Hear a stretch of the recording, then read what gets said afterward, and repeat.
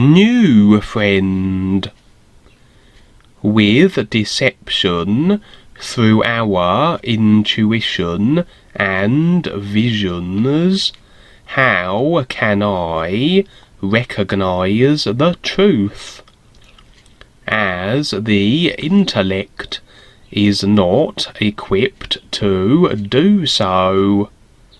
The intellect is itself an obstacle for truth recognition, and our intuition is untrustworthy. In some situations, my mind says something, and my intuition says something else, and I don't know which one to listen to.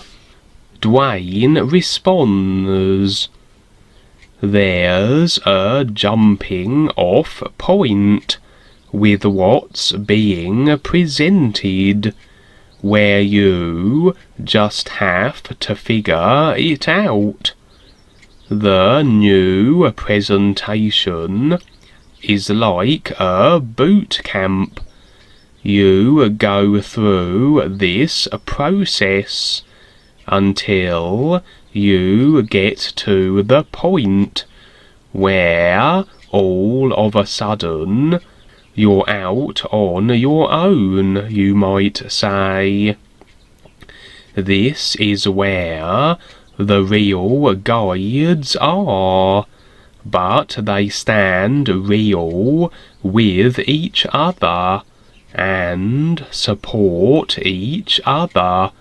That becomes the difference.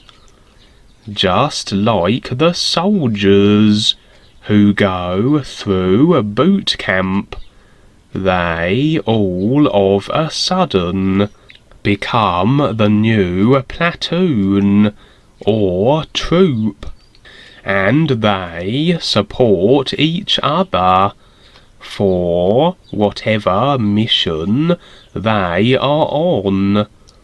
This is where we have our attention on the real guides, but there is a lot going on, and I deal with it too.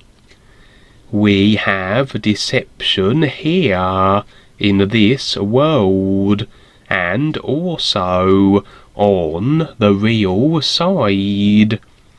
The other different levels of creation.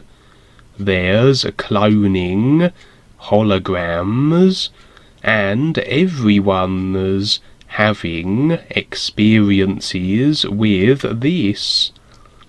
This is how things have been developed, especially with the technologies, and really it is that people's imagination has been developed to the point where they can create these things in creation, like a person going to a psychiatrist for assistance. At what point does the psychiatrist say you're crazy and we're going to lock you up?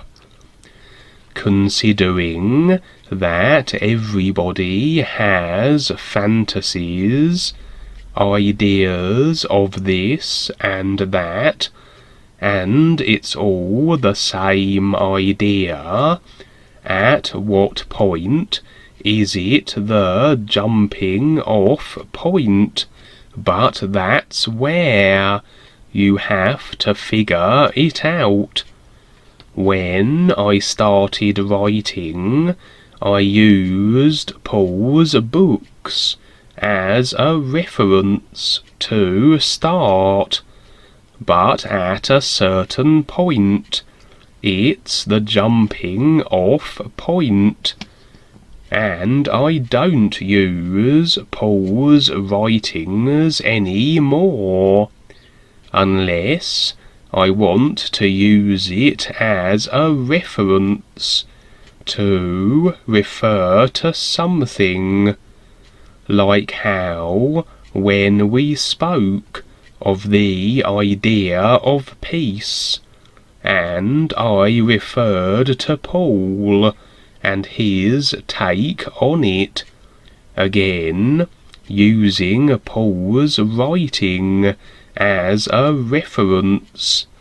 That's a reference, and is not a reality with what I'm providing here, with what I'm writing, because I like to see what's new now, what's taking place, and from that I see it. Then I create something that refers to that accordingly. There's always a jumping off point, and it's not always to where everything can be answered. I and everybody have situations with their lives, and this is just how life is. It cannot all be answered. If it is answered, then, for the most part, that person is just led into another box.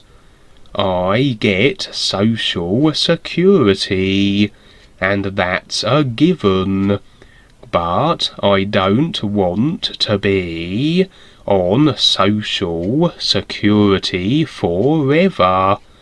That's not the idea.